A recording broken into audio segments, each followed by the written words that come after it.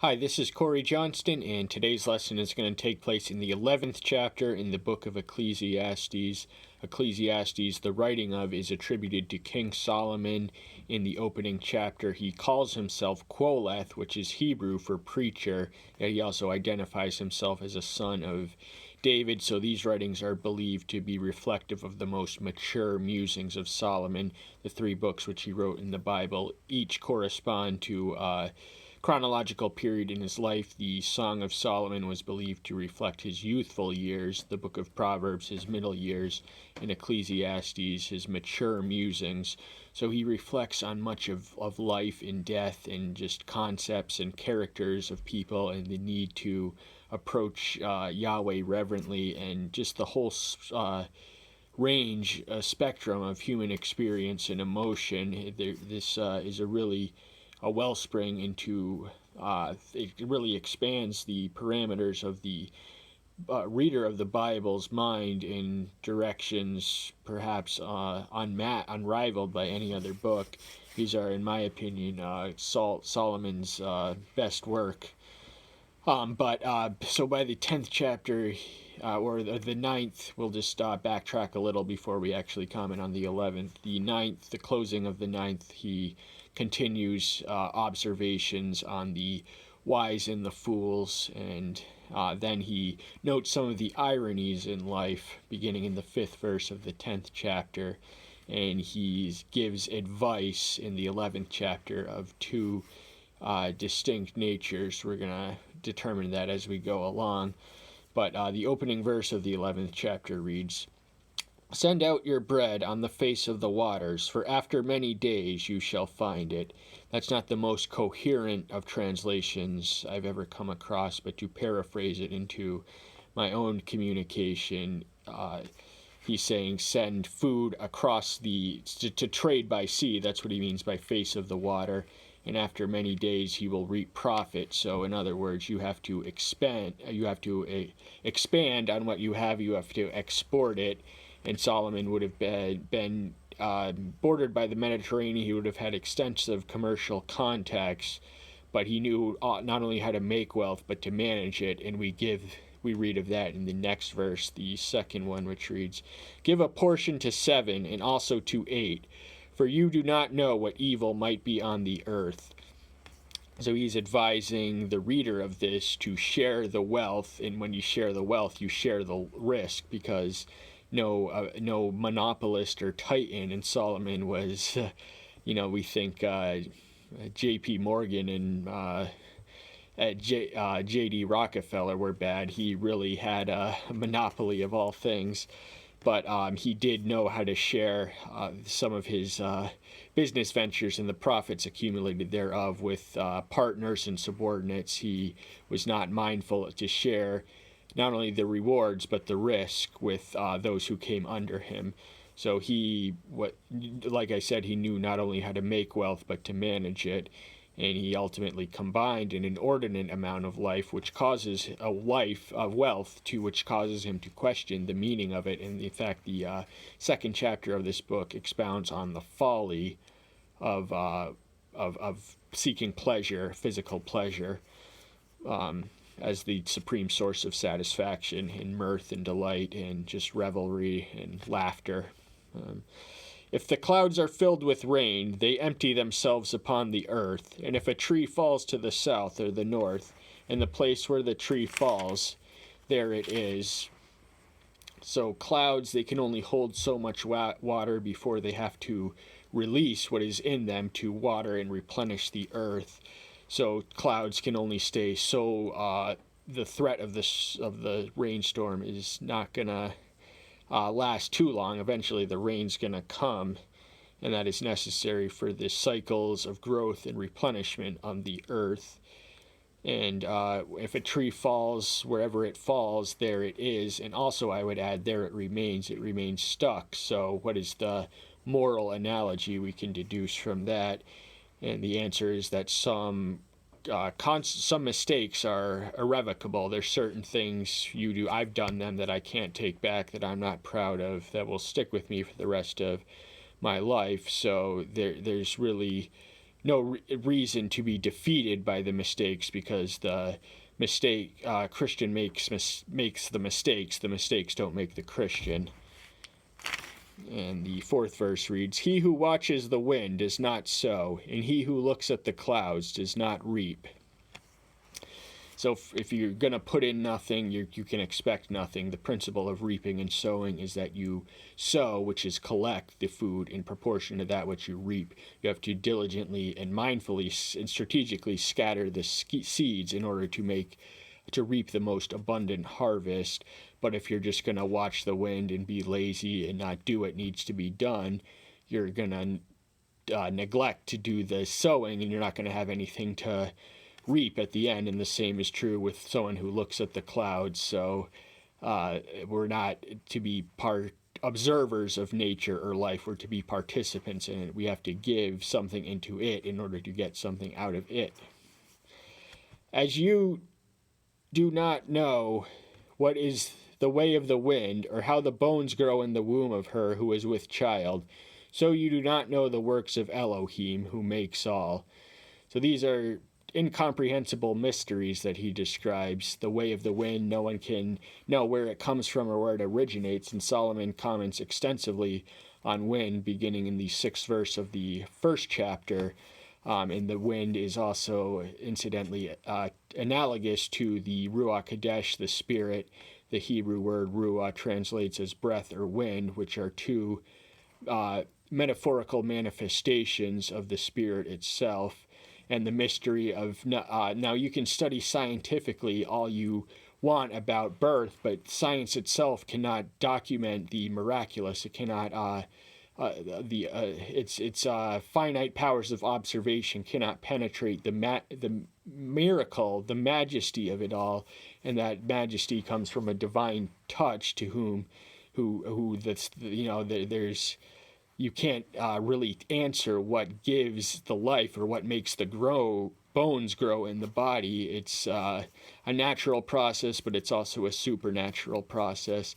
And because we in ourselves are incompetent to ever figure out any mysteries or perplexities as profound as these, we have no right or authority to even claim to be able to challenge the works of Elohim, who makes all. And this was very much the juxt of his own argument against his servant Job, who questioned his righteous judgment because he had inflicted him so much for being, but the affliction was for a purpose beyond Job's power to know and understand. And there's no mention of the fact that Yahweh essentially admits that it was a bet that he had allowed Satan to indulge him in. Sow your seed in the morning, and until evening do not let your hand rest, since you know not which prosper, this or that, or whether both are alike, are good. So if you sow your seed in the morning, but you don't, and you don't rest, you keep at it, and you make the most of the day. You spread that seed everywhere that it can be spread and that it should be spread. And we have to do this because we don't know which, if it's going to prosper. Now, it may seem, that if we just scatter it carelessly or whatever, and just nonchalantly and not spend the day doing it, we can imagine that the chance, the mathematical possibility of getting an appropriate harvest is bound to be, not that good. Sweet also is the light, and good for the eyes to see the sun. This verse actually marks the second transition into a distinct literary. So the advice he earlier gives is on the ways of the world, how to make a profit, how to, all the stuff he advised, how to spread and share the wealth. And then the natural analogies here, he addresses the audiences of both youthful and old people. So he has much to say about the youth that both generations would do wise to listen to. But the eyes to see the sun, that's, with every new day comes theoretically unlimited potential each day is a blank slate, and we have the rest of the day to make the most of it. But how many of us do on a daily basis? That's something I don't always do. So, I'm not judging you if you don't do it. I'm saying that's something we can all relate to, the struggle of it. But if a man lives many years, let him rejoice in them all. But let him remember the days of darkness, for they are many. All that is coming is vanity. So this even if we are blessed enough to have a long life on earth and prosperity and health until we inevitably and invariably decay and die, no amount of life is any amount of life at all is but a flicker in the grand scheme of authority.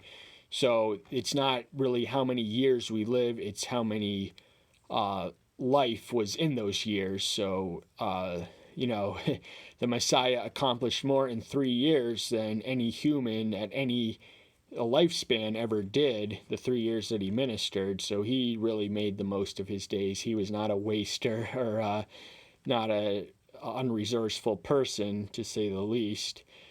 But all that is coming. Now, Solomon, I've heard it interpreted that he writes from the lens that there is no hope of the resurrection. So Solomon is often critically accused of promoting and expressing the values of secular wisdom in this book, but we don't have a dog in that debate. I think there's merit in each argument. We don't want to get into that. We just want to present you with the fact of its existence.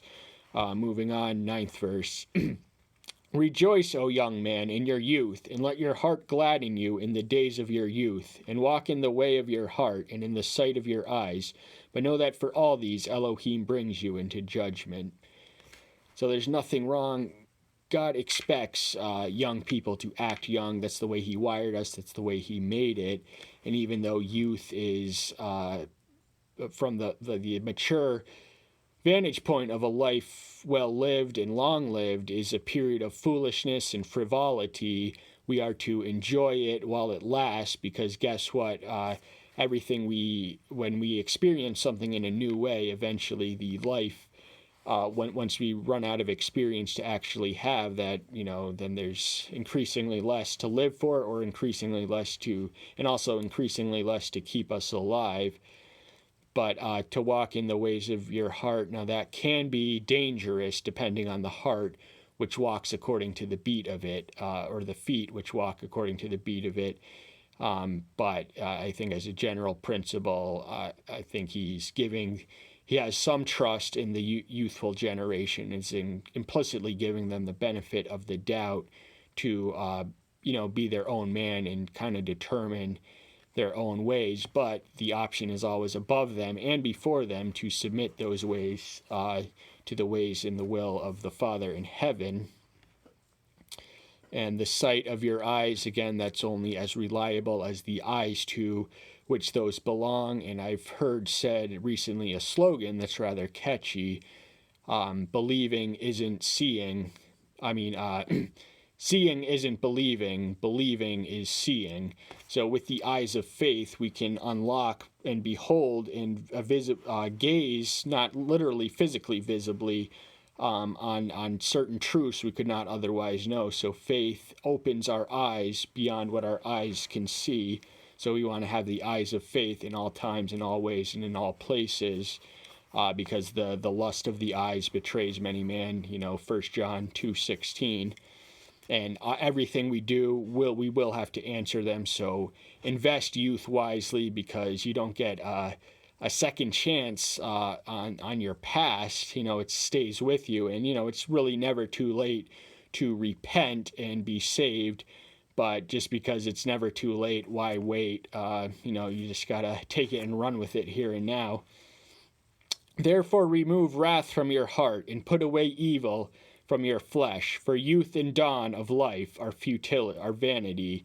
There's that word again, vanity. We hear that in the first time in the second chapter, where he says all is vanity, and it's much of what unfolds in the narrative which comes after it is his struggle to kind of separate the vanity from the meaning. He's trying to extract meaning from life, and he hasn't found it in all the wealth, all the women, all the material prestige of the world and all that stuff, but he did have the wisdom, but even that could not bring ultimate satisfaction. Solomon was the wisest and the richest man who ever ruled by the grace and power of Yahweh, but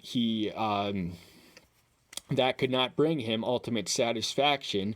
And this leads us into the 12th chapter, where we finally hear a conclusion of it, the 13th verse, which reads, "Let us hear the conclusion of the entire matter. Fear Elohim and keep his commands, for this is to all mankind." So his quest for wisdom, and it's not sinful to challenge critically or to question or at every assumption, everything you thought you've learned, because much of the learning process consists of unlearning what you previously thought you knew. So it's not sinful to ask these questions, to question it all. It's better to express our doubts out loud, because a lot of the things that he says can be interpreted as doubtful, but they are honest and they are accurately recorded. Better to doubt out loud than to harbor unbelief in silence. And the difference between doubt and unbelief is a doubting mind struggles to believe. A lot of intelligent people are frankly doubting people. They, question and criticize every assumption, and there's not the ones who are going to fall to a blind faith, which is precisely what we want. But having exhausted all that wisdom had to offer, having been bestowed with a unique, unprecedented, and unduplicated amount of it in the mind of man, which would not be surpassed until the birth of his descendant, the Messiah, he concluded that better to know little and obey than to know a lot and disobey. So I hope that's the reason you're here. That's all the time we have for today. Thank you so much. I'm so glad you're here. Stay tuned until next time. I'll see you then. Bye-bye.